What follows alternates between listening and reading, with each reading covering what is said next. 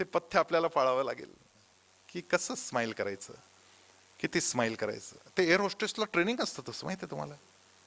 मी करून पाहिलं एकदा प्रयत्न, एवढेच दात दाखवायचे, जमत नाही हो, अवघड जात. आणि नेमकं त्यावेळी ते जमलं पाहिजे, तिथं तो बिलकुल जमत नाही.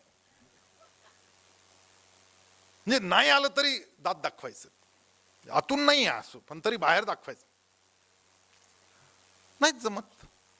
अर्जुनाला पण जमत नव्हतं, त्यानं सांगितलं नाही जमत बाबा मला कृष्ण.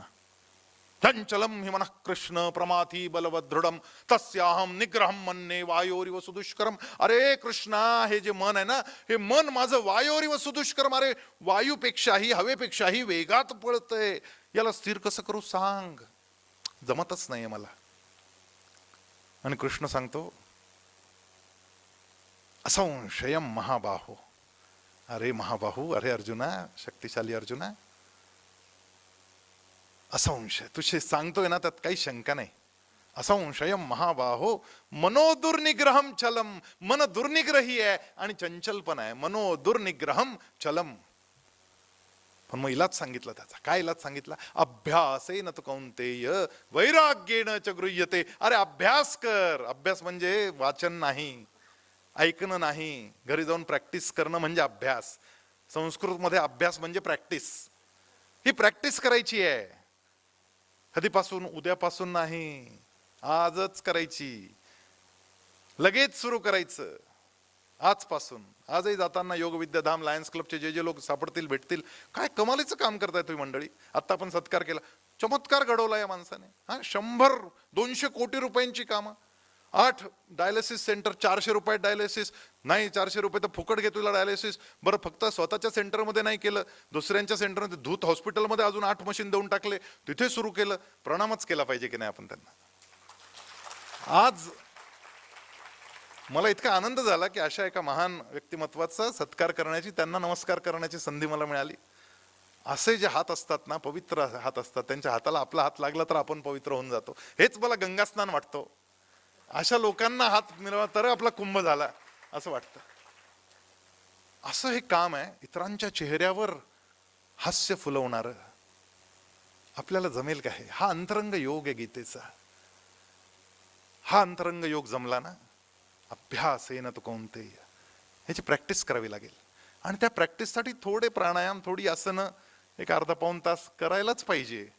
आणि म्हणून योग विद्याधामने इथं प्रॅक्टिस चालू केली, परीक्षा घेतायत, सगळी कामं करतायत. आणि यापेक्षा जास्त प्युअर योग कुठं नाही, हे पण मी तुम्हाला गॅरंटीने सांगतो. कारण मी विश्वास मंडलिक गुरुजींना फार जवळून ओळखतो. याच्यापेक्षा विशुद्ध योग खरंच कुठे सापडणार नाही. असं सिलेबस तयार करून दिलाय त्यांनी. ते बाकी MA PhD सगळं काय असेल ते असेल. PhD म्हणजे काय? Permanent head damage. हे बरं आहे आपलं. गुरुजींच्या पायाशी बसावं आणि त्यांच्याकडून शिकावं, त्यांनी सांगितलेलं करावं. बाहेर पुस्तकं ठेवलेली आहेत, खूप सुंदर सुंदर पुस्तकं. त्यातली काही पुस्तकं मी पहिल्यांदा पाहिली आज. तर जाताना मी घेऊन जाणार आहे. घेऊन जा ही पुस्तकं आपल्या घरी. नुसती घेऊन नका जाऊ, वाचा.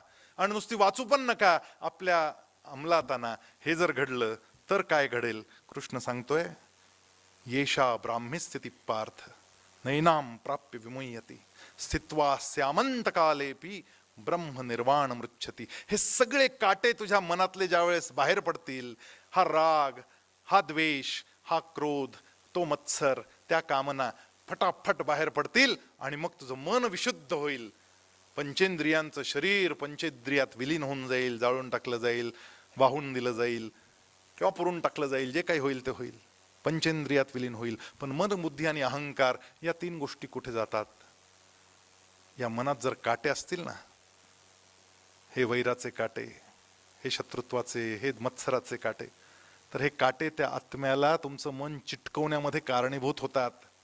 आणि त्या आत्म्याला तुमचं मन जाऊन चिटकतं आणि मग त्या तृप्त मन त्या आत्म्याला पुन्हा दिशा प्रदान करतं आणि परत अशा जननीच्या पोटी घालतं जिथून पुढे तुम्हाला तो बदला घेता येईल. कशाला करायचं? पुनरपि जननम पुनरपि मरणम पुनरपि जननी जठरे शयनम. नको, पुरे झालं. भज गोविंदम भज गोविंदम गोविंदम भज मूढमते प्राप्ते सन्निहिते मरणे नाही नाही रक्षति डुक्रें करणे. हे आता नाही, बाकी काही नाही, रक्षण नाही होणार त्याचं. आपल्याला हे करावं लागेल. ईशाम ब्राह्मी स्थिती पार्थ, या ब्राह्मी स्थितीला मी प्राप्त होऊन जाईल, अशा पद्धतीचा हा अंतरंग योग. काहीच अवघड नाही, सोपं आहे. Keep smiling all the time. आतला आनंदाचा झरा खळाळता करा. धारणा म्हणजे काय, तर स्वतःच्याच आतमधल्या एखाद्या हृदयाच्या धडधडीवर लक्ष केंद्रित करा. श्वास प्रेक्षा करा, संवेदन प्रेक्षा करा, विचार प्रेक्षा करा. विचार येतोय जातोय येतोय जातोय, फक्त पहा, त्याला थांबवू नका आणि स्वागतही करू नका, काहीच करू नका. ती धारणा. आणि मग एक विचार येतो आणि एक विचार निघून जातो, याच्यामध्ये एक गॅप असतो, शून्य असतो. तो शून्य शोधायचा प्रयत्न करा. बसा, याच्यासाठी एक 20-25 मिनिटं बसावं लागेल ताठ. तो शून्य शोधायचा आहे की मला माझं मन निर्विकार निर्विचार झालेलं आहे. निर्विचार झालं तर निर्विकार होणार आहे. आणि म्हणून निर्विचार झालंय. निर्विचार मनाची स्थिती जेव्हा तिथे जागा तयार होईल ना, मनाची कॅरेक्टरिस्टिक, एका वेळी एकच गोष्ट तिथे राहते, एका वेळी एकच विचार राहतो. दोन विचार एका वेळी मनात राहू शकत नाहीत. फक्त त्यांचा स्पीड इतका जाम असतो की तो पंखा फिरतोय ना, त्या पंख्याला 3 पाते असताना सुद्धा 100 पाते दिसतात. तशा मनाच्या त्या वेगात फिरणाऱ्या पंख्याला 100 पाते असं वाटतं, 100 विचार एका वेळी मनात आहेत असं वाटतं, पण प्रत्यक्षात एकच असतो. आणि तो जातो आणि दुसरा येतो, त्याच्यामध्ये गॅप असतो, शून्य असतं. तो शून्य वाढवत वाढवत वाढवत नाहीच आहे. कारण आतमध्ये काहीच असेल तर तो येणार नाही. आणि जिथला मी निघून गेला तिथेच तो येतो, हे पक्क आहे. तो अहम, तो मी, ते ममत्व, तो अहंकार, सगळं बाहेर निघेल. त्यावेळेस आसन तयार होईल. त्या शून्यात ते आसन तयार होतं, जिथे तुमचा इष्ट येऊन स्थानापन्न होतो. त्याला ध्यान म्हणतात. तिथून ध्यानाला सुरुवात होते. आणि हे ध्यान जे आहे ना, हे देहातून बाहेर काढतं तुम्हाला. देहाच्या बारीक सारीक गोष्टींवरचं लक्ष, देहाला सुखात ठेवणं वगैरे वगैरे सगळं विसरायला लावतं. आणि थोडंफार दुःख झालं देहाला तरी ते सहज सहन करायला लावतं. कारण मृत्यू समयी ज्यावेळेस प्राण बाहेर निघणार आहेत, त्यावेळेस ती जी तगमग तगमग होणार आहे ना, ती सुद्धा सुसह्य वाटली पाहिजे. इतकं सहज प्राणोत्क्रमण जर झालं आणि डोळे उघडे ठेवून ते झालं. डोळे उघडे ठेवून म्हणजे कळतंय की निघतोय प्राण बाहेर आणि विचार संपलेले आहेत. भगवंताचं अधिष्ठान झालेलं आहे. इष्ट जवळ येऊन बसलाय. जब प्राण तनसे निकले. हे ज्या वेळेस घडेल त्यावेळेस जीवनाचा विजय झाल्याशिवाय राहणार नाही. छोटे छोटे विजय प्राप्त करतच राहा. पण येशा ब्राह्मी स्थिती पार्थ नैनाम प्राप्य विमुह्यती स्थित्वा स्यामंत कालेपी ब्रह्म निर्वाण मृच्छती. ते ब्रह्म निर्माण व्हावं स्थित्वा स्यामंत कालेपी. परत येणं नाही, पुन्हा परतणं नाही, विमुक्त होणं, ती मुक्ती. तो अंतिम उद्देश भारतीय ऋषीमुनींनी आपल्याला सांगितला. पण तत्पूर्वी जीवनातला तो सी आणि जीवनातले छोटे छोटे विजय प्राप्त करत जाणं, तर तो मोठा विजय शेवटी प्राप्त होणार आहे. त्या छोट्या छोट्या विजयांच्या दिशेनं नेणारा हा अंतरंग योग आहे. हा गीतेमध्ये विस्तारानं सांगितलाय. येत्या 21 तारखेला पुढची बॅच आमची चालू होणार आहे. ज्यांनी अजून केलं नाही त्यांनी करावं. learngita.com नावाची वेबसाईट आहे, त्याच्यावर जाऊन रजिस्टर करावं. फुकट आहे. पहाटे 4 ते रात्री 2, 22 तास आम्ही काम करतोय. 16,000 लोक आता काम करतायत. रोजचे जवळजवळ 2,500-3,000 क्लासेस आम्ही चालवतोय झूमवर, घरी बसल्या बसल्या. तुम्हाला हवे त्या भाषेमध्ये 13 भाषांमध्ये काम सुरू आहे. 183 देशांमधले 12 लाख लोक शिकतायत. आपण जर अजून आलो नसू त्याच्यात तर learngita.com, GEETA, GITA नाही बरं का, learngita, GEETA.com याच्यावर जा, रजिस्टर करा, शिका. दर शनिवारी रविवारी त्याचा अर्थ समजून घ्या आणि अधिक खोलात हा सगळा योगशास्त्राचा विषय. कारण ते योगशास्त्र आहे. प्रत्येक अध्याय संपला की आम्ही म्हणतो ना, ओम तत्सदिती श्रीमद भगवद गीता सुपनिषत्सु ब्रह्मविद्यायाम योगशास्त्रे.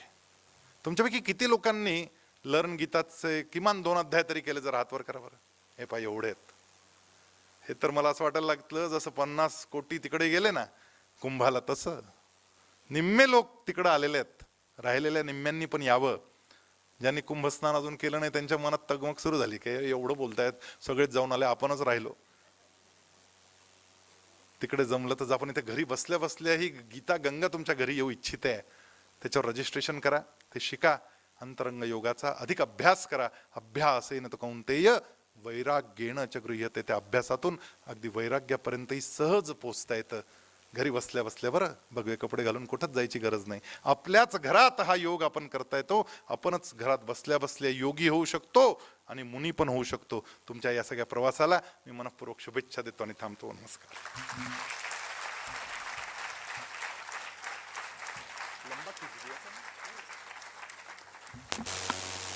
धन्यवाद सर. हॅलो, धन्यवाद सर. महाभारतातील संजय आपण व्यक्तिरेखा ऐकलीच होती. या संजय सरांना आपल्याला प्रत्यक्ष पाहायला मिळाल्यामुळे आपल्याला आपलं अहोभाग्य आहे ते. मी कार्यसचिव संजय मंत्री सरांना विनंती करतो की त्यांनी आभार प्रदर्शन करावे.